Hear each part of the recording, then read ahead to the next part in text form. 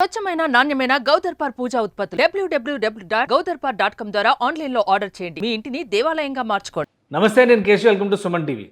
ఆంధ్రప్రదేశ్ ప్రభుత్వం కలెక్టర్లతో సమావేశం నిర్వహించింది.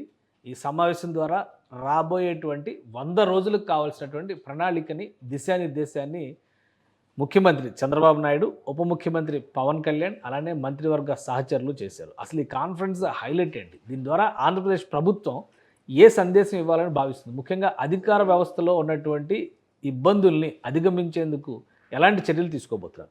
ఈ అంశాలపైన విశ్లేషణ చూద్దాం. మనతో పాటు పొలిటికల్ అనలిస్ట్ చంద్ర శ్రీనివాస్ గారు ఉన్నారు. చంద్ర శ్రీనివాస్ గారు నమస్కారం. నమస్కారం అండి. కలెక్టర్స్ కాన్ఫరెన్స్ జనరల్గా గవర్నమెంట్ మారిన వెంటనే వాళ్ళ ఐడియాలజీ, వాళ్ళ ఫిలాసఫీ, వాళ్ళ డైరెక్షన్స్ ఇచ్చేటువంటి క్రమంలో పెట్టడం అనేది సహజం. సో ఇప్పుడు పెద్ద ఎత్తున సెక్రటేరియట్ భవనంలోనే, సెక్రటేరియట్లో ఉన్నటువంటి 5th బ్లాక్లోనే సమావేశం నిర్వహించారు. మొత్తం మంత్రివర్గ సహచరులు అందరితో కలిసి చంద్రబాబు నాయుడు గారు. సో ఏ విధంగా దిశానిర్దేశం చేశారు? 100 రోజుల ప్రణాళిక అంటున్నారు, ఏంటి అందులో మూల సూత్రం? డెఫినెట్గా అండి. అంటే ప్రభుత్వం కూటమి అఖండ మెజార్టీతో గెలిచిన తర్వాత ఫస్ట్ మీటింగ్ కలెక్టర్లు అందరూ కూడా క్షేత్రస్థాయిలో ఉండేది వాళ్ళే కాబట్టి పరిపాలన ప్రభుత్వ ఏదైతే హామీలు ఇచ్చిందో అది అమలు చేయాల్సిన బాధ్యత కలెక్టర్లదే. కాబట్టి వాళ్ళకి దశ నిర్దేశం చేయటం, ఎలా ఉండాలనేది చెప్పటం ఈ రోజున ముఖ్యమంత్రి, ఉప ముఖ్యమంత్రి గారు చాలా చక్కగా, స్పష్టంగా, సూటిగా చెప్పారని మనం అనుకోవాలి. ముఖ్యంగా ముందుగా ఎందుకంటే ఆ శాఖలు గ్రామీణాభివృద్ధి, పంచాయతీరాజ్ శాఖలు కనుక చూస్తే కనుకండి, కేశవ్ గారు ఆ శాఖలకి బాధ్యత వహిస్తున్న ఉప ముఖ్యమంత్రి గారు ఆయన పడిన ఇబ్బందులు కూడా వాళ్ళకి గురించి వివరించాడు. ఎందుకంటే యంగ్ అండ్ డైనమిక్ కలెక్టర్లని, ప్రిన్సిపల్ సెక్రటరీని అందరినీ వాళ్ళని ఉదరిస్తా సెల్ఫ్ రెస్పెక్ట్, మీ ఇంటిగ్రిటీని ఎక్కడ కూడా వదులుకోవద్దు, మా నుంచి, మా మంత్రివర్గం నుంచి కావచ్చు, మా ఎమ్మెల్యే నుంచి ఎటువంటి ఇబ్బందులు ఉంటే మా దృష్టికి తెలియజేయమన్నారు. ఈ మాట ఎప్పుడు కూడా గత 5 సంవత్సరాల్లో మనం చూడలే. అది అంటే వాళ్ళలో మీకు ఎంతో కష్టపడితే తప్పితే ఈ దేశంలో కొన్ని లక్షల మందిలో 100 మంది సెలెక్ట్ అయ్యేది. అటువంటి గొప్ప ఉద్యోగులు ఐఏఎస్లు, ఐపీఎస్లు ఉన్నారు. గత 5 సంవత్సరాల్లో మీకు ఎటువంటి ఇబ్బందులు ఎదుర్కొన్నారో మనం చూసాం. ఆటబొమ్మల్లాగా వాడుకున్నారు ఐఏఎస్లని, ఐపీఎస్లని. చివరికి మేము రాష్ట్రంలో రావాలంటే రాష్ట్ర బార్డర్లోనే మమ్మల్ని ఆపేశారంటే అనేక ఒడిదుడుకుల నుంచి, ఇబ్బందుల నుంచి, వ్యవస్థల మీద గౌరవంతో మేము ఆంధ్రప్రదేశ్ ప్రజల కోసం ఇన్ని ఇబ్బందులు పడినా మేము వచ్చాం. అది జరగకుండా చూసుకుందాం, మంచి సుపరిపాలన మీ ద్వారా రావాలి అని చెప్పటం ఒక మంచి పరిణామంగా మనం భావించాం. ఈ 100 days యాక్షన్ ప్లాన్ ఏంటి? రాబోయే రోజుల్లో విజన్ డాక్యుమెంట్ కూడా రిలీజ్ చేస్తాం, విజన్ 27 వికసిత ఆంధ్రప్రదేశ్ అని చెప్పని ప్రభుత్వం చెప్తుంది. అందులో కలెక్టర్స్ కానీ అధికార యంత్రాంగం పాత్ర ఎలా ఉండొచ్చు? డెఫినెట్గా అండి, వాళ్ళదే కదండి ప్రభుత్వాన్ని ఇచ్చేసింది. వాళ్ళు పర్ఫెక్ట్గా ఉంటే పరిపాలన బాగుంటుంది. ఆయనకి మీరు చెప్పినట్టు గతంలో అనుభవాలు 5 సంవత్సరాలు వ్యవస్థలు ఎంత ఇబ్బందికి గురైనవి, రాష్ట్ర విభజన తర్వాత ఆంధ్రప్రదేశ్ ఎంత లాస్ అయింది, ఇప్పుడు ఈ 5 సంవత్సరాల్లో మనం ఎంత అభివృద్ధి చెయ్యాలి అనేది తీసుకెళ్లారు. ఫస్ట్లో ఈ దేశ చరిత్రలోనే కాకుండా రాష్ట్ర చరిత్రలో ఎప్పుడు లేని విధంగా 13,327 గ్రామాల్లో ఒకేసారి ఉపాధి హామీ పథకం సంబంధించిన ఇది మీటింగ్లు పెడతామన్నారు. అది మంచి పరిణామం. ఎందుకంటే ఒక్కసారి క్షేత్రస్థాయిలో ఫీల్డ్ లెవెల్ సిబ్బంది ముందు వెళ్తానికి అవకాశం ఉంటుంది. ప్రభుత్వం తీసుకున్నది ఏంటనేది గ్రామ పంచాయతీ లెవెల్లో ఉంటుంది కాబట్టి ఆ బాధ్యత ఉప ముఖ్యమంత్రి గారి ఆ శాఖ ఉంది కాబట్టి అది గుడ్ మూవ్గా మనం పరిగణించాలి. ఎందుకంటే దాంట్లో గతంలో 2014-19లో దాదాపు 10,000 గ్రామాల్లో సాలిడ్ వేస్ట్ మేనేజ్మెంట్ అనేది ఇంప్లిమెంట్ చేశారు. కానీ ఇది ఇంకా మరింత విస్తృతంగా చేసి లిక్విడ్ సాలిడ్ వేస్ట్ మేనేజ్మెంట్తో కూడా పిఠాపురం ఒక రోల్ మోడల్గా తీసుకుని చేద్దాం అని చెప్పి చెప్పటం అనేది ఒక మంచి పరిణామం. ఎందుకంటే ఒకేసారి 13,326 గ్రామాల్లో గ్రామ సభలు పెట్టడం అంటే ఏకకాలంలో ఫస్ట్ టైం. అంటే ప్రతి ఒక్కదాన్ని ఇన్వాల్వ్ చేయటం, అది మీ బాధ్యత అని చెప్పి తెలియజేయటం మంచి పరిణామం. తర్వాత 4,700 కిలోమీటర్ల చదరపు కిలోమీటర్ల రోడ్లు కూడా ఎంత అధ్వానమైనవి, అవి కూడా మేము చేస్తామని చెప్పి చెప్పటం. ఈ అంటే ఒక గాడిలో పెడతాం. అంబేద్కర్ భావజాలం గురించి చెప్పారు, అంబేద్కర్ గొప్పదనం చెప్పాడు. అదే సమయంలో ఐఏఎస్లు, ఐపీఎస్లు ఎలా ఉండాలో చెప్పారు. మేము రోడ్ మ్యాప్ మీరు అన్నట్టు 100 రోజుల్లో మేమేం చేస్తామో చెప్పారు. తర్వాత ఈ చెప్పడంతో పాటు విజన్ 2047 దిశగా ఏ విధంగా వెళ్ళాలి అని చెప్పాడు.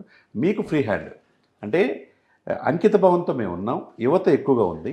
కలెక్టర్లు కనుక మీరు చక్కగా చేస్తే మేము ఏదైతే వాగ్దానాలు ఇచ్చి అంటే 96% సక్సెస్ రేట్తో మేము వచ్చాం, 164 సీట్లు వచ్చినాయి, ప్రభుత్వం ఇచ్చారు కాబట్టి మీరు మరింత బాధ్యతతో, పారదర్శకంగా చేయమన్నాడు. గుడ్ గవర్నెన్స్, పవన్ కళ్యాణ్ గారు చెప్పిందంటే ఉప ముఖ్యమంత్రి గుడ్ గవర్నర్స్ అకౌంటబిలిటీతో మీరు ఉండండి. మీరు కనుక సమర్థవంతంగా చేస్తే మేము ఏదైనా కానీ సపోర్ట్ చేయడానికి ఉంటుంది అనేది దిశ నిర్దేశం చేయటం అనేది. అంటే గతంలో కలెక్టర్ల వ్యవస్థ ఎలా ఉన్నది, ఇప్పుడు మీకు ఫ్రీ హ్యాండ్ మేము ఇస్తాం, మీరు పరిపాలన చేయమన్నారు. అది పవన్ కళ్యాణ్ గారు చెప్పిన మాట. అదే సమయంలో చంద్రబాబు నాయుడు గారి కన్నా తనకున్న అనుభవం దృష్ట్యా ఆయన దిశానిర్దేశంలో మేము వెళ్తాం అని చెప్పడం ఒక మంచి పరిణామంగా మనం భావించాలి. ఆయన కూడా ఎప్పుడులాగా గతంలో చంద్రబాబు నాయుడు గారి మీద ఒక అపప్రద ఏంటంటే ఎక్కువ గంటల కొద్దీ రివ్యూ మీటింగ్లు, టెలికాన్ఫరెన్స్లు ఉంటాయని, ఇక మీద అవి ఉండవని చెప్పేశాడు. ఫస్ట్ పాయింటే అక్టోబర్ 2న విజన్ 2047 డాక్యుమెంట్ రిలీజ్ చేస్తూ ఉన్నారు. రెండో పాయింట్ ప్రతి శనివారం సీఎంఓ కార్యకలాపాల మీద సమీక్ష కూడా ఉంటుంది అన్నాడు. అంటే ఎప్పటికప్పుడు అంటే ప్రజలకు తెలియజేయటం. మూడోది ఇకపై గంటల తరబడి సమావేశాలు అసలు ఉండవు. అది సహచరులను గౌరవించాలి, give respect and take respect. తర్వాత ప్రజాప్రతినిధుల సలహాలు కూడా తీసుకోండి, మేమే అనే ఆన్తో ఉండకూడదు. గత ప్రభుత్వంలో జరిగిన పొరపాట్లు ఇక్కడ జరగకూడదు అన్నారు. తర్వాత ఐఏఎస్ల లీడర్షిప్తో పాటు వాళ్ళని ఏంటంటే ఓనర్షిప్ కూడా తీసుకోమన్నారు. నాయకత్వ లక్షణాలతో పాటు ఓనర్షిప్ ఓన్ చేసుకుంటే అవుట్పుట్ ఇంకా బాగా అవుట్పుట్ బాగుంటుంది, ప్రజలకు ఇంకా చేరువవచ్చు. దాంతోపాటు సీఎం ఆకస్మిక తనిఖీలు, డిప్యూటీ సీఎం ఆకస్మిక తనిఖీలు ఎప్పుడైనా చేస్తామంటున్నారు. అంటే ఒక రకంగా అడ్మినిస్ట్రేషన్ మొత్తం వాళ్ళకే అప్పగించి వాళ్ళ పనితీరు ఎలా ఉందో వీళ్ళు టెస్ట్ చేసుకుంటారు. ఆ తర్వాత ప్రతి నెల 1వ తారీఖు పేదలకు సేవాదినం అని ఒకటి ప్రకటిస్తున్నారు. అది చాలా మంచి ప్రజలు ఆ రోజు ఎట్లాగో ఆల్రెడీ మీటింగ్లో అప్రిషియేట్ చేశారు కదా. మొత్తం అధికార యంత్రాంగం నిబద్ధత వల్లనే 1వ తేదీ పెన్షన్లనే గత 2 నెలలుగా సకాలం మరింత పారదర్శకంగా ఉంటుంది. సో అదే దృష్టిలో పెట్టుకొని పేదల సేవా దినం కింద అది మంచి గుడ్ మూవ్. ప్రజలు అట్రాక్టివ్ అవుతారు. ఇకపోతే సూపర్ 6 అనేది ఈ ప్రభుత్వం రావటంలో కీలకం కాబట్టి దాని మీద ఎప్పటికప్పుడు ఇది చేసుకుంటా ఉన్నారు. ఇకపోతే కలెక్టర్లు అందరూ కూడా ఫీల్డ్ విజిట్, కలెక్టర్ స్థాయి నుంచి మిగతా అధికారులు కూడా ఫీల్డ్ విజిట్ చేస్తే ప్రజలకు మరింత చేరువవుతాం అనేది చెప్పడం అనేది మంచి పరిణామంగా మనం గమనించాలి. అంటే ఇప్పుడు గతంలో మనం చాలా ప్రభుత్వాలు చూసాం, కలెక్టర్స్ కాన్ఫరెన్స్ నిర్వహించడం ఇది మొదటిసారి కాదు. గవర్నమెంట్లు మారినప్పుడల్లా జరుగుతాయి. అలానే కొన్ని సందర్భాల్లో 1-2 సంవత్సరాలు కూడా రివ్యూలు పెట్టి collectors conference, state level bankers meeting, వీటన్నిటి మీద డిస్కషన్. ఈసారి జరిగినటువంటి మీటింగ్కి గతంతో పోలిస్తే ఉన్నటువంటి పోలిక అసలు ఏమైనా ఉందా? అసలు లేదండి. గతంలో అది విధ్వంసకమైన పాలనతోనే స్టార్ట్ అయింది. అంటే ధ్వంసం చేయటం, ప్రజావేదికని కూల్చివేత్తోనే ఫస్ట్ మీటింగ్ అందులోనే పెట్టినట్టు. ప్రజావేదికలో పెట్టి మీటింగ్ అవగానే మేము అది కూల్చేస్తున్నామని చెప్పారు. అది కరెక్ట్ కాదు కదా. ప్రభుత్వ ఆస్తుల్ని మీ ఇష్టం వచ్చినట్టు కూల్చడం అది కరెక్ట్ కాదు. అది ఇక్కడ ఇట్లా కాకుండా మీరు అన్నట్టు సచివాలయంలోనే 5th బ్లాక్లో కండక్ట్ చేయటం. ఎందుకంటే అదే సచివాలయంలో ఇదే మాజీ ముఖ్యమంత్రి గారు కూడా ఉన్నారు కదా. మరి అదే సభలో ఎక్కడ కూడా వీళ్ళు ఏంటంటే ఉన్న వస్తువుని ఎలా మంచిగా చేసుకోవాలి, ఈ రాజధాని ఎలా పునర్నిర్మించుకోవాలి, ఉన్న వనరుల్ని ఏ విధంగా ముందుకు తీసుకెళ్ళాలి, దుబారా ఖర్చులు లేకుండా మరింత పారదర్శకంగా వెళ్ళాలని నిర్ణయించుకున్నారు. గత 5 సంవత్సరాలు ఇంత పారదర్శకంగా వీళ్ళు వ్యవహరించారు. గత 5 సంవత్సరాలు ఒకటే కాన్ఫరెన్స్ జరిగిందంటే కలెక్టర్స్ కాన్ఫరెన్స్. అవును, ఒకటే జరిగింది. ఆ దెబ్బకి ప్రజావేదిక కూల్ చేశారు. తర్వాత మీటింగ్ ఇంకేం ఉండవు కదా. ఏం మాట్లాడాలన్నా అక్కడ సకల శాఖ మంత్రి దగ్గరికి వెళ్ళాలి, ముఖ్యమంత్రి గారి అపాయింట్మెంట్ ఉండదు. మరి ఉన్నప్పుడు చెప్పుకోలేని పరిస్థితిలో ఉన్నారు. ప్రతిదీ కూడా వైసీపీ నాయకుల యొక్క ఇది ఆ జిల్లాల్లో ప్రభావం, అవినీతి అక్రమాలకి నాంది పలికింది. మరి అటువంటి సమయంలో పారదర్శక లేకుండా మేము సంక్షేమం ఇచ్చాం, అభివృద్ధిని మరిచారు. సంక్షేమ పథకాలు ఇచ్చాం కదా, మేము బటన్ నొక్కుతున్నాం, పథకాలు మాకే, ప్రజలకి ఈ కాన్ఫరెన్స్లు అవసరంలా, ఇంకేం అవసరం లేదు. జనం అంటున్నారు మీరు బటన్ నొక్కి నొక్కి నొక్కి చివరి పేక నొక్కారని. అంతే కదా అంటారు కదా. కాబట్టి ఇప్పుడు అసలు ఈ మీటింగ్ ద్వారా ఒకటే అధికారులు పనిచేసేటువంటి విధానానికి డైరెక్షన్ ఇచ్చినట్టు అవుతుంది. ఐడియాలజీ అంటే కూటమి ప్రభుత్వం ముఖ్యంగా కూటమిగా వెళ్ళేటువంటి క్రమంలో కొన్ని కీలక శాఖల రివ్యూ కూడా ఉంది. వాళ్ళ హెల్త్ మినిస్ట్రీ కావచ్చు, రూరల్ మున్సిపల్ డెవలప్మెంట్ రెండింటిని కలిపి చూస్తున్నారు. గ్రామీణాభివృద్ధి అలానే పట్టణాభివృద్ధి రెండింటిని కలిపి చూస్తున్నారు. సో ఈ 2 కాంబినేషన్స్ చేసినప్పుడు ముఖ్యంగా ఆర్థికమైనటువంటి సమస్యలు చాలా ఉన్నాయి రాష్ట్ర ప్రభుత్వానికి. దీనికి పరిష్కారాలు ఏంటనేది కలెక్టర్స్ కాన్ఫరెన్స్లో చర్చకు వస్తుందా? ఎందుకంటే ప్రతి సందర్భంలో నిధుల కొరత అనేది ప్రతి పథకానికి వేధింపులు. ఇప్పుడు పవన్ కళ్యాణ్ గారు అనౌన్స్ చేశారు, ఇంటింటికి కొళాయిల కనెక్షన్స్ ఇస్తాం మేము అని చెప్పని. అసలు చేయాలంటే నిధులు ఉన్నాయా? ఏ విధంగా ఇది ఓవర్కమ్ అవుతారు? డెఫినెట్గా మీరు చెప్పినట్టు నిధులు లేమి అనేది ఆంధ్రప్రదేశ్లో ఉన్నది. రాష్ట్ర విభజన తర్వాత ఎన్ని పరిణామాలు 2014, 19, ఇప్పుడు 24 చూస్తూనే ఉన్నాం. 14 నుంచి 24 వరకు ఈ 10 సంవత్సరాలు ఏం జరిగింది? 5 సంవత్సరాలు ఏం జరిగింది? పూర్తి భవనాలు కట్టలేకపోయారు. తర్వాత ఈయన 5 సంవత్సరాలు దోషకమైన ఇది జరిగింది తప్పితే ఎక్కడ కూడా కేంద్ర ప్రభుత్వం నిధులు తీసుకురావటం రాబట్టడంలో విఫలమైపోయారు. కాబట్టి విఫలమయ్యారు కాబట్టి వాళ్ళని ప్రజలు తిరస్కరించారు. ప్రధాన ప్రతిపక్ష హోదా లేకుండా 11 సీట్లకి పరిమితం అయిపోయింది. మరి 164 సీట్లు ఇచ్చి ఇక్కడ 96% సక్సెస్ రేట్తో ఈ కూటమిని ఇచ్చినప్పుడు ఈ కూటమికి సెంట్రల్ గవర్నమెంట్ చేతులివ్వాలి.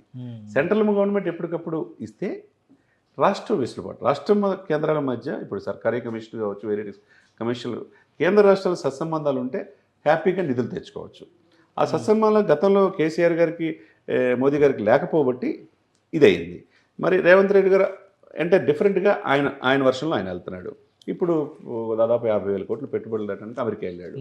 అట్లే ఇక్కడ మన రాష్ట్రంలో ఉన్న వనరుల్ని ఏ విధంగా ఉపయోగించుకోవాలి, ఈ వనరులతో పాటు కేంద్ర ప్రభుత్వం నుంచి ఆ పథకాల నుంచి ఏ విధంగా తీసుకొచ్చి రాజధాని నిర్మించుకోవటం, పోలవరం పూర్తి చేసుకోవటం, ఎంప్లాయ్మెంట్ కల్ప చేయటం, పరిశ్రమలు తేవటం అనేది ఒక ఎత్తు అయితే, 2 ఇతర దేశాల నుంచి కూడా ఎక్కువ మంది పెద్ద పెద్ద కంపెనీస్ని తీసుకొచ్చి ఇక్కడ ఇన్వెస్ట్మెంట్ చేస్తే ఆ ఇన్వెస్ట్మెంట్ చేయటం వల్ల మనకి ఆర్థికంగా కొద్దిగా వెసులుబాటు ఉంటుంది, పరిశ్రమలు వస్తాయి, వాళ్ళు పెట్టే ఇండస్ట్రీస్ వల్ల వేలాది మంది ఎంప్లాయ్మెంట్ కలిగిస్తారు, వాళ్ళ కుటుంబాలు బాగుంటాయి, అప్పుడు రెవెన్యూ వస్తుంది. ఆ రెవెన్యూ జనరేట్ చేయడం వల్ల మీరు అన్నట్టు ప్రతి 1 తారీఖులో పెన్షన్లు ఇవ్వచ్చు, ఉద్యోగులకి జీతాలు ఇవ్వచ్చు. కాబట్టి ఆర్థిక లేమి అనేది తగ్గి కొద్దిగా గాడిలో పడే అవకాశాలు స్పష్టంగా ఉన్నాయి. ఒక ప్రాపర్ డైరెక్షన్ రాష్ట్ర అధికార యంత్రాంగం మొత్తానికి కూడా ఈ మీటింగ్ ఇచ్చింది అనుకోవచ్చా? 100%. ఎందుకంటే ప్రజలకి సూటిగా మీ అకౌంటబిలిటీ, మీ క్రెడిబిలిటీకి మీకు ఇబ్బంది కలిగించడం. చంద్రబాబు నాయుడు గారు చెప్పారు కదా, రాష్ట్ర విభజన వలన జరిగే నష్టం కంటే గత 5 ఏళ్ల వైసీపీ పాలనలోనే ఎక్కువ విధ్వంసం జరిగింది అని ఈ సమావేశంలో కూడా ఆయన అన్నారు అని చెప్పారు. మరి వీటన్నిటిని ఓవర్కమ్ చేసుకుని రాగలిగేటువంటి శక్తియుక్తుల్ని ప్రభుత్వం కూడగట్టుకోవడానికి కావాల్సిన ప్రణాళికని ఇక్కడ ఆవిష్కరించినట్టు మనం డెఫినెట్గా 100% అండి. గుడ్ గవర్నెన్స్ అనేది పారదర్శకమైన పరిపాలన క్షేత్రస్థాయిలో అందించాల్సింది కలెక్టర్లే. వాళ్ళు నిజాయితీగా ఐఏఎస్లు ఐపీఎస్లు ఉంటే డెఫినెట్గా ప్రభుత్వానికి మంచి పేరు వస్తుంది. ఇప్పుడు చంద్రబాబు నాయుడు గారితో పాటు ముఖ్యమంత్రితో పాటు డిప్యూటీ సీఎం గారు, రెవెన్యూ మినిస్టర్, పక్కన చీఫ్ సెక్రటరీ నీరబ్ కుమార్ ప్రసాద్ గారు, ద్వారకా తిరుమల డీజీపీ గారు అందరూ ఉండాలి. అంటే మొత్తం కంప్లీట్ రాష్ట్రం అంతా ఒక చోట ఉంది. ఈ ఒక్క చోట ఈ 2 రోజులు జరిగే ఈ సమావేశాల్లో ప్రజల క్షేత్రస్థాయిలో ప్రజలకు ఏమి వాగ్దానాలు ఇచ్చి మేము వచ్చాం, ఈ అస్తవ్యస్తమైన వ్యవస్థ నుంచి గాడిలో పెట్టాలంటే మీ సూచనలు కూడా ఇవ్వమంటున్నారు, కలెక్టర్లు కూడా ఇవ్వమంటున్నారు. కలెక్టర్ కూడా సూచనలు ఇస్తే ఆ విధంగా ఇంప్లిమెంట్ చేసి ముందుకు వెళ్తామంటాం. ఒక మంచి ఒరవడికి మనం ఈ రోజున ఈ జరిగే నాంది పడినట్టే మనం అనుకోవాలి. రైట్, థ్యాంక్ యూ శ్రీనివాస్ గారు. ఇది ఆంధ్రప్రదేశ్లో జరుగుతున్న కలెక్టర్స్ కాన్ఫరెన్స్ ఒక స్పష్టమైనటువంటి దిశానిర్దేశం చేయడం, ప్రస్తుతం ఆంధ్రప్రదేశ్కి తగిలినటువంటి విభజన గాయాలు, గత 5 ఏళ్లలో వచ్చినటువంటి ఆర్థిక విచ్చిత్తి, ఈ 2 అంశాలను దృష్టిలో పెట్టుకునే ఒక పక్క ప్రణాళికతో రాష్ట్ర ప్రభుత్వం ముందడుగు వేస్తుంది. ఈ సమావేశాల ద్వారా ఒక ఎజెండాని ఇవ్వడంతో క్షేత్రస్థాయిలో వాటి అమలుకు కూడా మార్గం సుగమం అవుతుందని చందు శ్రీనివాస్ గారు అంటున్నారు. ఇది special discussion. Keep watching. Suman టీవీలో మీ పర్సనల్ అండ్ బిజినెస్ ప్రమోషన్స్ కోసం కింది నెంబర్కి కాంటాక్ట్ చేయండి.